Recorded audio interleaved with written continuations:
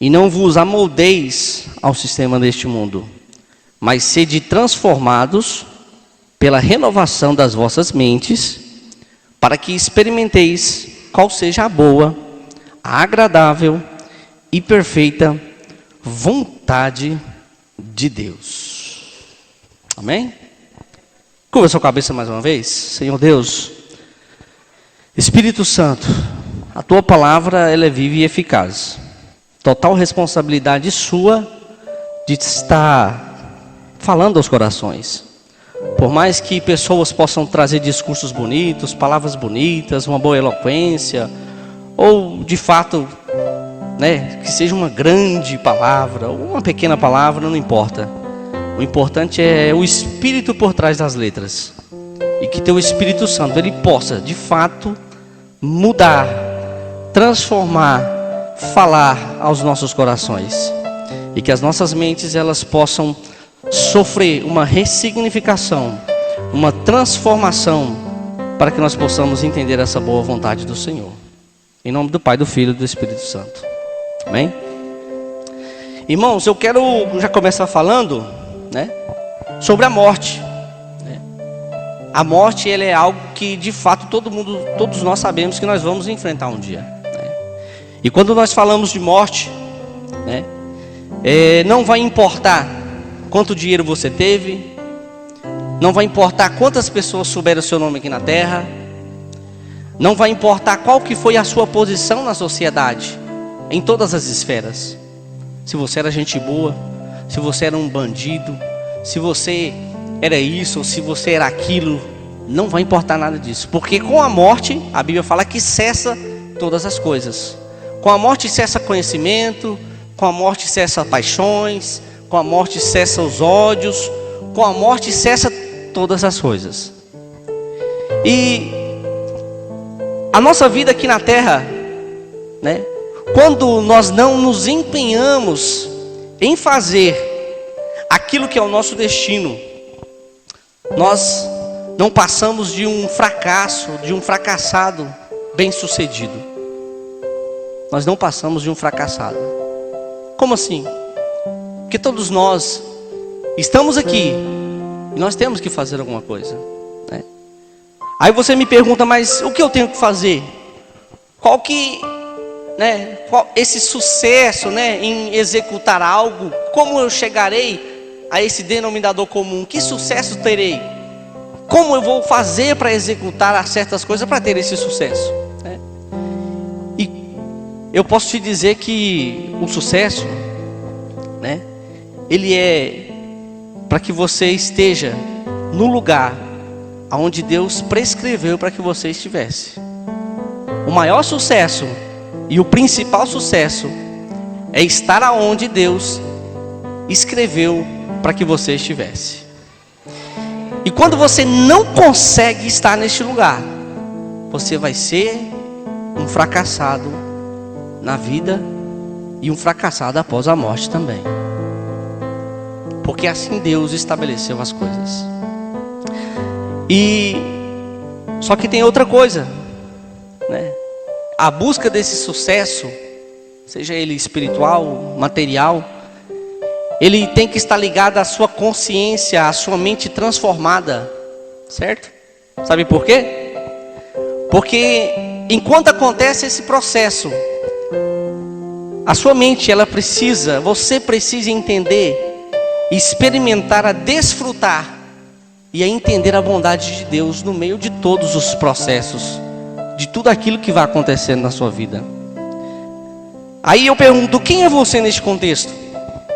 Aonde você está neste contexto de adquirir ou de buscar um sucesso?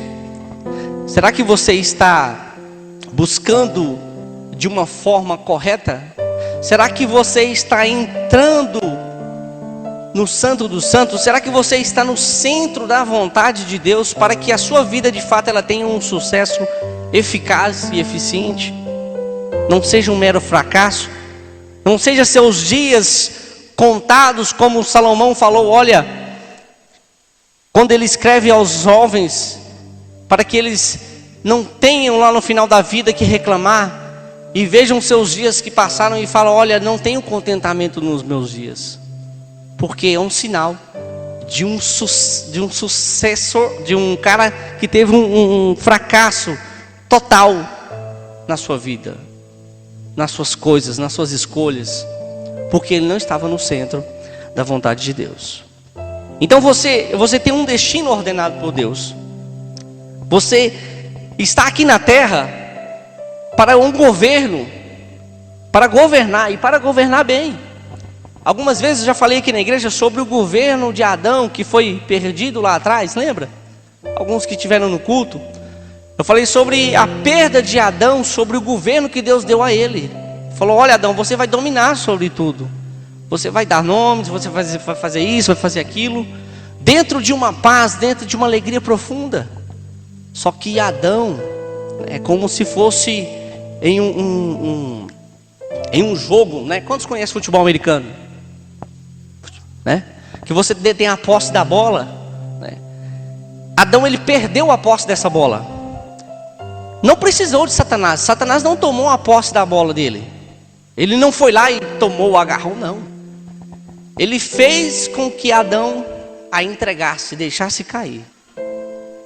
E na nossa vida é como se fosse esse futebol americano. Nós detemos a posse dessa bola, né?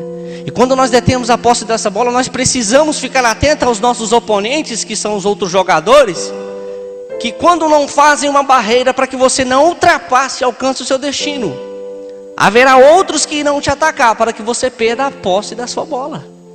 Quantos estão entendendo? E vocês já viram o lançamento que eles fazem? Um lançamento muito alto, para que o jogador corra lá na frente e consiga agarrar aquela bola e assim pontuar ali em tal lugar específico da quadra, do campo. Então, muitas das vezes, quando não há uma barreira, quando você não consegue segurar essa bola de fato da sua mão, ela escorrega. Existe esse lançamento que muitas das vezes ele é muito alto. Esse lançamento ele traspassa os seus limites. E você, por mais que você corra, por mais que você tenta alcançar esta bola para tomar posse e pontuar, você não consegue. A vida é assim. Os nossos dias, o nosso dia a dia é assim. Então nós precisamos entender qual é a nossa posição nisso tudo, para que Deus ele venha estabelecer em nós uma perfeição de governo sobre a terra. Amém ou não amém, como diz o pastor? Vamos lá. Então tudo que Adão fez, né, foi perder o seu governo, e Satanás reivindicou esse governo. Ele passou a governar tudo, né? A vontade humana, Satanás passou a governar. Só que porém, entretanto e portanto, existe um problema que Satanás não sabia. Vamos para Colossenses, capítulo de número 2. Aleluia. O que Satanás reivindicou por domínio sobre a raça da humanidade, sobre a raça humana, Cristo, ele conquistou na cruz do Calvário. Ele reconquistou de novo, ele trouxe de volta esse domínio. E o domínio está com Cristo. Colossenses 2:8 diz assim: não permitam que os outros os escravizem. Vou ler nessa versão aqui, pode ser? Tenham cuidado para que ninguém os escravize a filosofias vãs e enganosas, que se fundamentam nas tradições humanas e nos princípios elementares deste mundo, e não em Cristo. Continua. Pois em Cristo habita corporalmente toda a plenitude da divindade. E 10. E por estarem nele, que é o cabeça de todo o poder e autoridade, vocês recebem a plenitude, aquilo que é completo, porque habita em Cristo o quê? Todo o poder e toda a autoridade. Então nele, Jesus, que é o cabeça, como governante e autoridade, nós somos completos. É a palavra de Deus que está falando isso. No verso de número 15, vou ler na minha mesmo, porque ficar virando para trás aí, né, fica meio ruim. Diz assim: e desposando as autoridades e poderes malignos, fez deles um espetáculo público, triunfando sobre todos eles na cruz. Aleluia. Aí eu te pergunto, aqui falou que Cristo, Ele detém todo o poder e toda a autoridade, porque Ele desposou. O que Ele fez? É como Ele destituiu aquele que governava, ou seja, Ele tirou o poder, Ele tirou a autoridade daquele que detinha sobre o homem. E como você está em Cristo, você está nele, você faz parte do governo de Cristo agora, certo? Amém? Só que aí eu tenho uma pergunta para você aqui, ó. Satanás, ele tem poder? Sim ou não? Tem poder. Mas tem um detalhe: ele não tem autoridade. Satanás, ele tem poder, mas não tem autoridade. Não é a mesma coisa? De forma alguma. Vamos lá. Há uma grande diferença.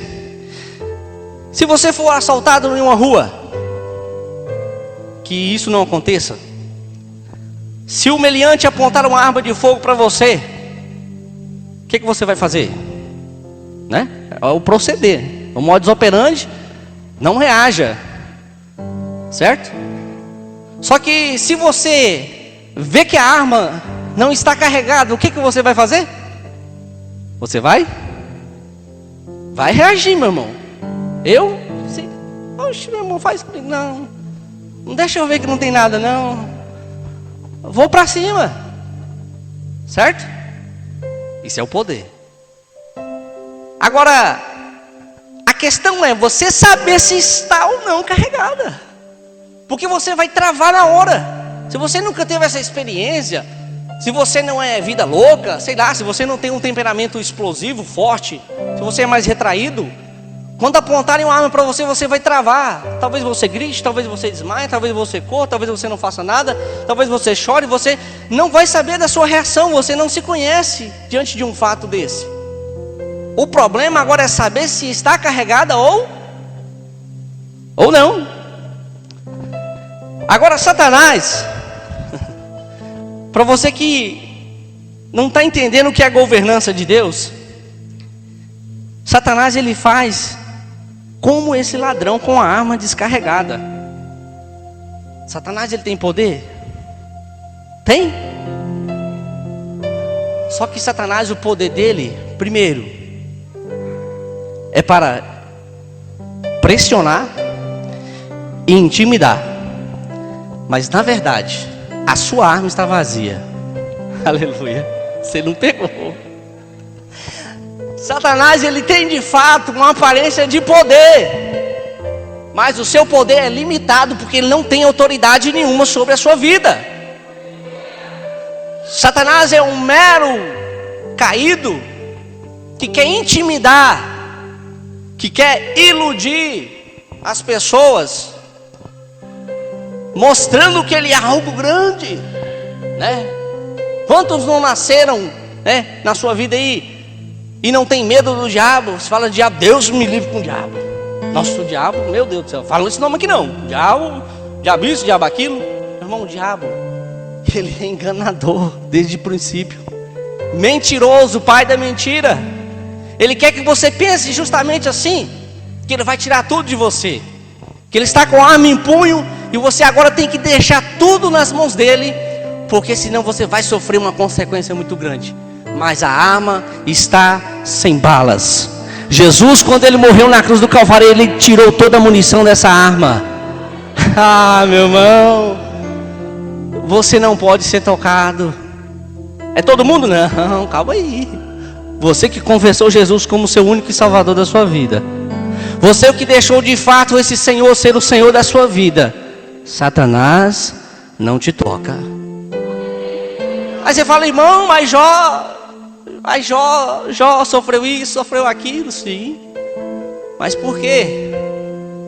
Existem provações e tentações. A aprovação ela já vem para te aprovar, porque Deus não vai te dar algo que você não consiga suportar. Agora a tentação, ao contrário, a tentação o que ela vai fazer? Ela vai querer te iludir. A tentação ela vai usar de subterfúgios, né?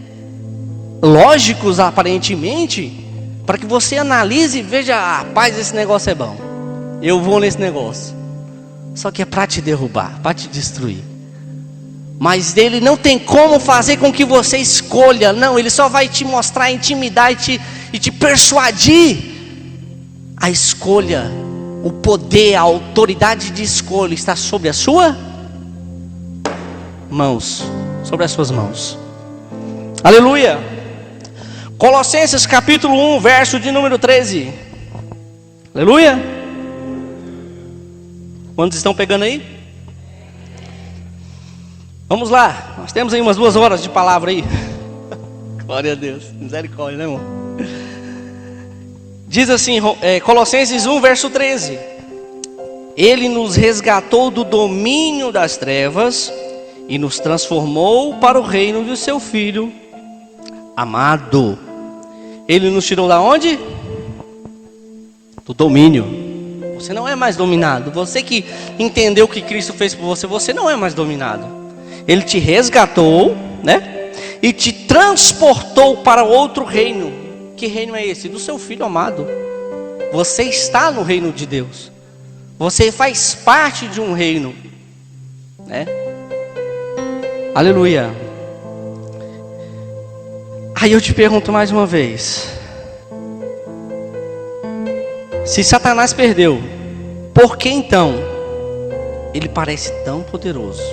Mais uma vez, parece ou não parece? Fala, bom, mas Satanás ele faz as coisas, ele influencia as pessoas, né? De fato, Satanás ele não pode te levar para o inferno. Como assim? Não pode. Aqueles que são de Deus, o maligno não o toca. Só que o que ele pode fazer? Satanás ele pode fazer com que você viva um inferno na terra. Preste atenção, ele não pode te levar para o inferno, ele não tem essa autoridade. Ele tem o poder de te enganar e te mostrar que as circunstâncias e os fatos que você vive vai te conduzir a um inferno, certo? Te julgando, te acusando. Só que de fato a autoridade para te levar para o inferno ele não tem. Ele não tem. Mas ele tem o poder de fazer com que você, crente, viva o inferno na terra. Porque uma das traduções da palavra também, inferno, quando você destrincha etimologicamente essa palavra, né? Como o pastor tem bem ensinado muito bem aqui, né? Existem algumas referências sobre esse inferno, o estado também da pessoa. Por isso que se fala, estou vivendo um inferno. Porque você está vivendo de fato uma circunstância tão avassaladora na sua vida, um problema tão grande, que você fala, eu estou vivendo um inferno na minha vida. Essa palavra ela traz também a alusão deste entendimento em seus textos originais. Só que para o inferno, o Geena, o lago de fogo, aonde o bicho não morre e o fogo não se apaga, Satanás ele não pode te levar. Ele só ameaça, porque a autoridade está sobre Cristo. Vamos mais uma vez, Efésios capítulo 1. Diz assim, verso 3, Efésios 1, 3. Faz uns varão ali, tá rápido, hein? Rapaz, tá. Bênção de Deus. Bendito é o Deus Pai de nosso Senhor Jesus Cristo, que nos abençoou com algumas bênçãos espirituais nas regiões celestiais em Cristo. Amém? Eu errei? Ainda bem que eu errei, né, irmão? Glória a Deus. Bendito seja Deus Pai de nosso Senhor Jesus Cristo, que nos abençoou com todas as bênçãos espirituais nas regiões celestes em Cristo, que é o cabeça. Meu irmão, transformação da nossa mente. Vamos ressignificar a nossa mente em nome de Jesus. Vamos desconfigurar aquilo que aprendemos e configurar em uma nova versão. Uma versão espiritual, uma versão que mostra que de fato o poder está na mão daquele que deu a vida por mim e por você. Vivemos tempos difíceis. Estamos encerrando um ano. Iremos iniciar um outro ano. Que a mudança, a partir de hoje na nossa vida, ela seja visível. Que nós possamos entender, ressignificar a nossa mente, entender qual é a boa, qual é a perfeita vontade do Senhor e agradável vontade do Senhor. Vamos lá. E você sabe por que Satanás quer fazer você viver no inferno na terra? Pergunta para o seu irmão aí. Pergunta, por que, irmão? Por que Satanás quer fazer isso com você? Primeiro, porque ele entende, compreende, está careca de saber glória a Deus, que você tem potencial. Essa é a questão. Ele sabe que você tem um grande potencial, mas mais uma vez, ele não tem poder, ele não tem autoridade, melhor dizendo. Ele tem o poder para te enganar, intimidar e persuadir. Esse poder também é limitado, porque nós vamos para Mateus 28, para confirmar isso que eu estou falando sobre o cabeça, aquele que é Cristo. Mateus 28, verso 18 diz assim: amém ou não amém? Aleluia, glória a Deus. Diz assim: então Jesus aproximou-se deles e lhes assegurou: toda a autoridade me foi dada no céu e na... Pronto. Agora eu quero entrar um pouquinho mais profundo com você. Ele tem toda a... Você sabe o que significa essa palavra no original?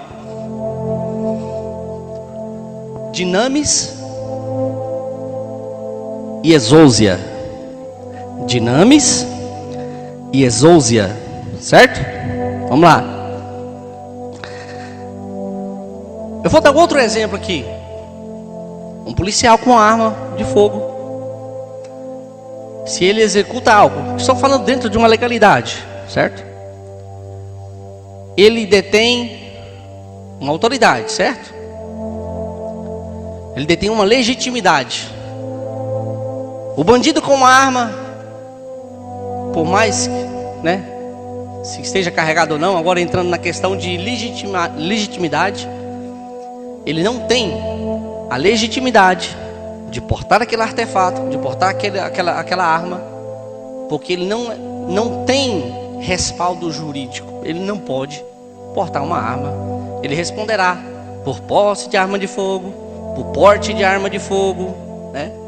Porque não é autorizado ele portar aquele objeto, correto?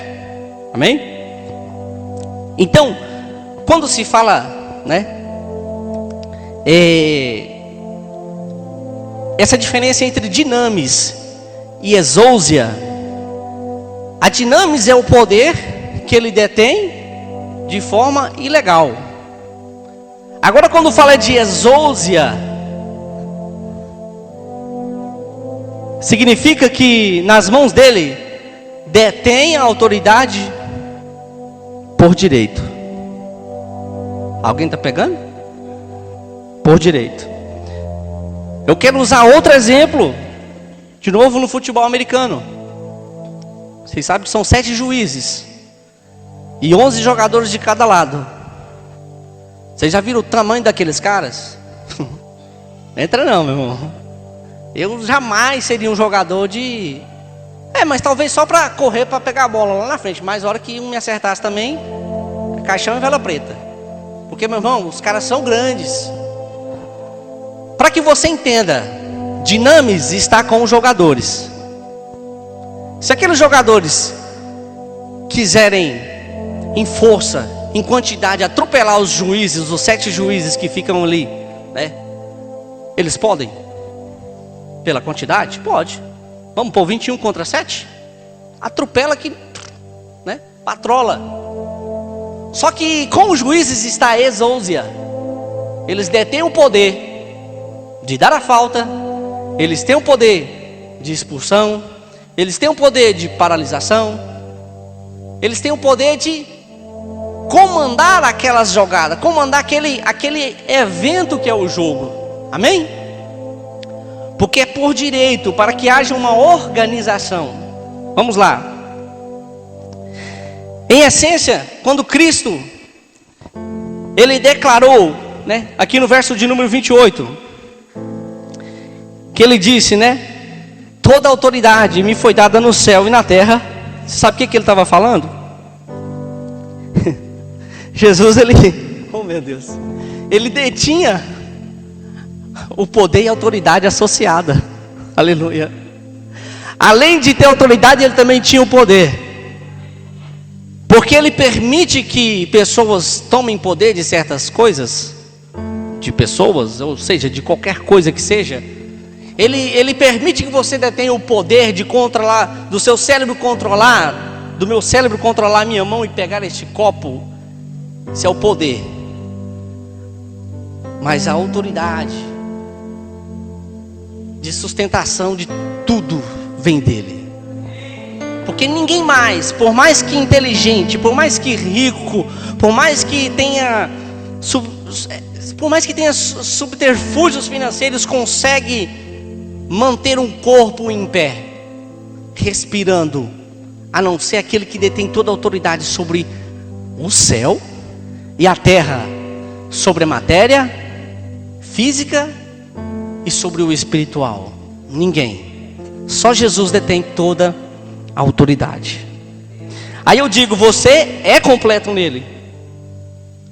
Você está sentado nas regiões celestes com ele e governa com... A palavra diz, você governa com Cristo nas regiões celestes. Enquanto você permanecer aliado a Deus, você detém parte da exousia. Você sabia disso? Você detém parte dessa autoridade, porque Ele mesmo falou.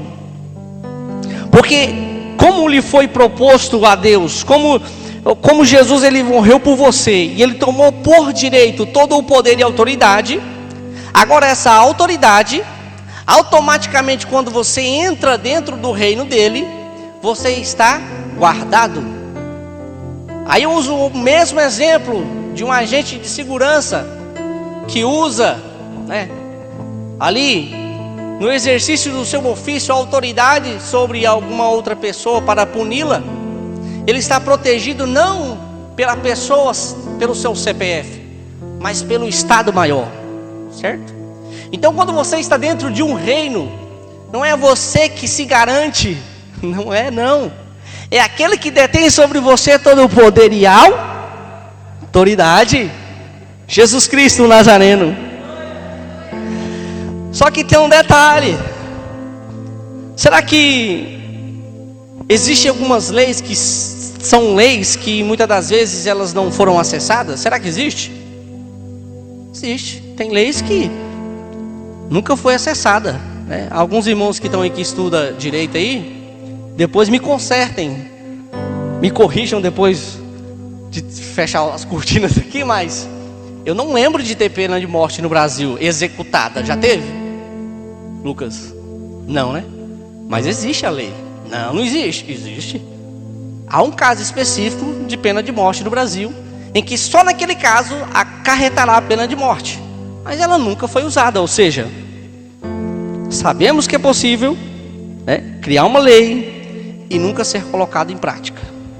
Ela nunca foi colocada. Espero que nunca precise ser colocada. Amém? Vamos lá. Então, quando se tem uma lei, quando você sabe que existe uma lei que te favorece, né? Principalmente vamos para a área trabalhista, né? Na área financeira. Se você sabe que existe uma lei que vai te dar não sei tantos mil lá, porque é legal e você pode ir que é garantido, quem que não iria? Você iria, com certeza, porque favoreceria você, certo? Só que tem muitas pessoas que sabem que existe uma lei, só que não usufrui do direito dessa lei. Amém ou não amém? Você vai me entender. Dentro de um reino, do reino de Cristo, você é livre ou não é? Jesus disse, olha, se o Filho te libertar, verdadeiramente você é livre. Tem muita gente que é livre em Cristo, só que vive agindo como escravo. Isso é muito sério. Tem muita gente. É possível que mesmo liberto, você continue agindo como prisioneiro de guerra espiritual, simplesmente por não colocar aquilo que foi legalizado para a sua vida. Já foi legalizado, não foi por você, foi por Cristo, aquele que deteve toda a autoridade. Porque na cruz de Cristo, Ele legalizou, Ele dispôs para que você pudesse executar um domínio. Só que o domínio que Cristo dispôs para que você executasse na terra, ele é diferente do domínio que as pessoas neste mundo, aonde estão todos dentro de uma forma mental, acham que é domínio. Preste atenção, o mundo ele tem uma forma. Lembra o versículo que lemos? Não vos amoldeis a este mundo. Esse molde que o Lucas mesmo falou, é como se fosse uma forma mesmo no original. É você ser posto em uma forma estabelecida pelo construtor da forma, e você se encaixar dentro daquela forma, certo? Só que não é o domínio que Cristo ensina. Não é este domínio. Porque o domínio de Deus, ele é um domínio muito além. Então o que você precisa fazer? Se você já conhece a lei de Cristo, a lei do Senhor, e vive, você é um liberto, vivendo como escravo, então ressignifica a sua mente hoje. E pare de viver como escravo espiritual. E passe a viver como alguém que de fato possa usufruir da lei de Deus, que te beneficia, não só na eternidade, mas aqui na terra também. Não estou pregando teologia de prosperidade, irmão. Por mais que seja algo assim da prosperidade, que é diferente da prosperidade humana, onde é o acúmulo de bens, onde há avareza, onde há arrogância, né? Onde a prepotência, onde a inveja está ligada. Não estou falando dessa prosperidade. Isso não é prosperidade, é acúmulo de riquezas. A Bíblia fala, ai daquele que se amontou para si bens mal adquiridos. Não estou falando desse, estou falando da prosperidade em Cristo, onde Ele te deu o domínio de certas coisas. Então você precisa começar a conhecer. Se você já conhece e não faz, precisa ressignificar. E se você já não conhece, você precisa passar a conhecer a lei de Deus. João capítulo 14, verso de número 12, vamos ler. Só passou 20 minutos, irmão, está cedo ainda, amém? Glória a Deus. Vamos lá. João 14, verso de número 12, diz assim: em verdade vos asseguro, que aquele que crê em mim fará também as obras que eu faço, e outras maiores farás, pois eu vou para meu Pai. E assim, seja o que for que vocês pedirem em meu nome, isso eu farei, a fim de que o Pai seja glorificado no Filho. Se vocês pedirem algo no meu nome, eu vou fazer o quê? Eu farei. Capítulo 15, verso 15. Se vocês me amam, obedece os meus mandamentos. E vós pedireis o que desejares, e vos será concedido. A oração não significa apenas falar algumas palavras para Deus. A oração, que é a fórmula, que é a receita que vai fazer, né, aliada à leitura da palavra de Deus, será um conjunto para que você conheça a lei estabelecida por Deus. Não é meras palavras essas orações. Primeiro, ela vai fazer você conhecer Deus, ouvi-lo e alinhar o seu coração com Ele. Porque aí está o segredo da oração respondida. Porque enquanto o seu coraçãozinho aqui, né, não estiver alinhado com os propósitos. Lembra que eu falei lá no começo? Que se você não fazer aquilo que Deus estabeleceu para que você faça, você será um eterno fracassado, porque você não está no centro daquilo que é para que você esteja, para que você faça. Então você precisa conhecer, você precisa alinhar esse coração com o coração de Deus.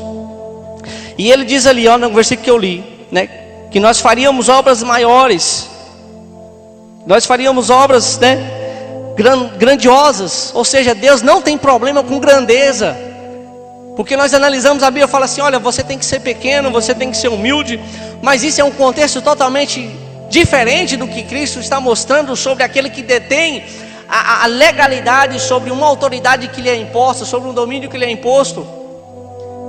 Porque nesse contexto ele está falando de homens pequenos. Nós vivemos na sociedade de pessoas com cabeças pequenas, pensamentos pequenos, sonhos pequenos.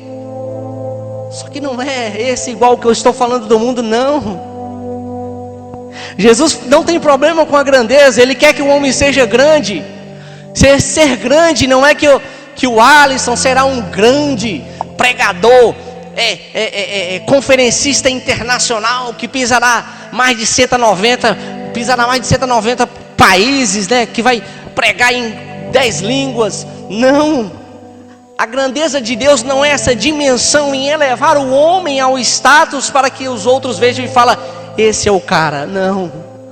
A dimensão, a grandiosidade de Deus é fazer com que o processo na sua vida se cumpra de uma forma que aonde você estiver, você irá cumprir um papel fundamental, aonde a sua vida será transformada e a vida daqueles que estão ao seu redor também será transformada. Ou seja, aonde você estiver, as coisas irão acontecer porque você detém a exousia de Cristo, você detém a autoridade outorgada, legalizada, para que você cumpra, para que você execute tarefas e o nome do Eterno seja glorificado para todo sempre.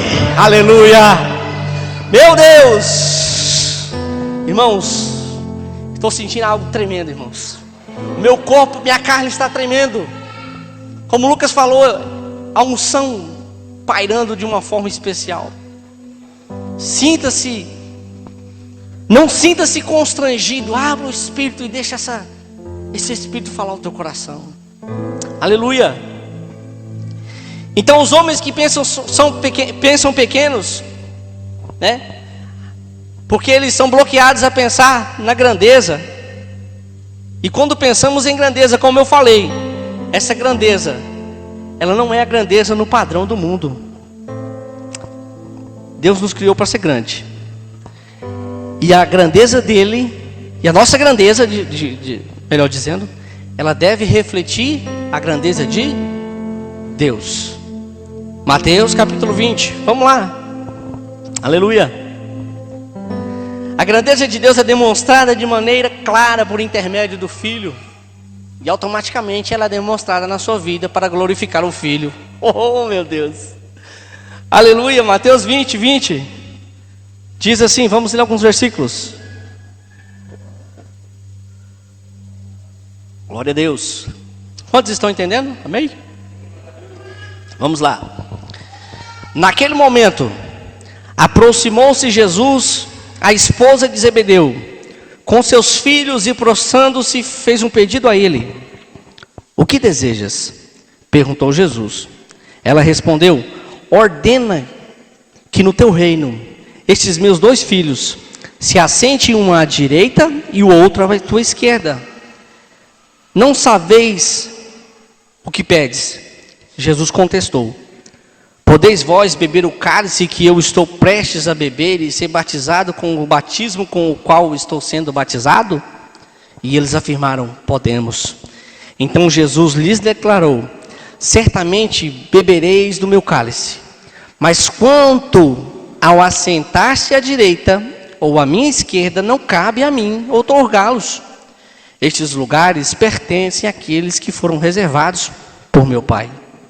Ao ouvirem isso, os outros 10 ficaram injuriados. Olha, não receberam honra, ficaram bravos, né? Contrariados contra os 2 irmãos.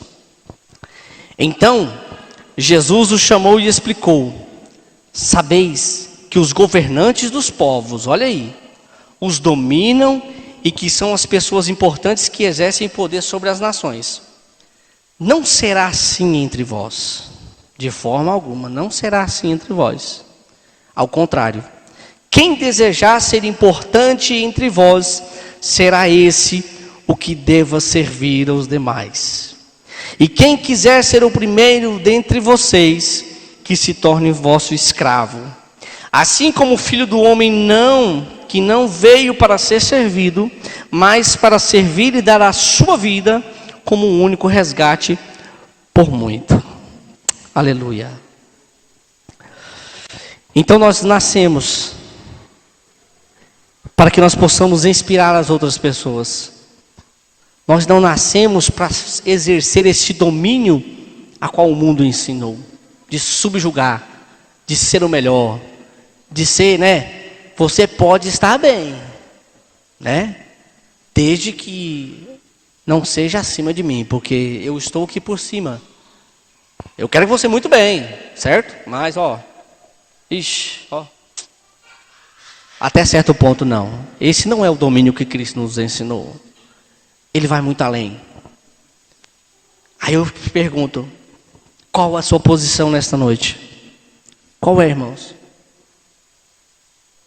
Aonde você está inserido? Que autoridade você está exercendo? Que governo você está exercendo na sociedade, no seu lar, na sua própria vida? Qual é esse domínio? O que você está dominando? De que forma você está dominando? Essa forma em que Deus ensina, primeiro servindo para que possa ser servido? Ou uma forma onde quer ser servido, não importa as consequências daqueles que nos servem?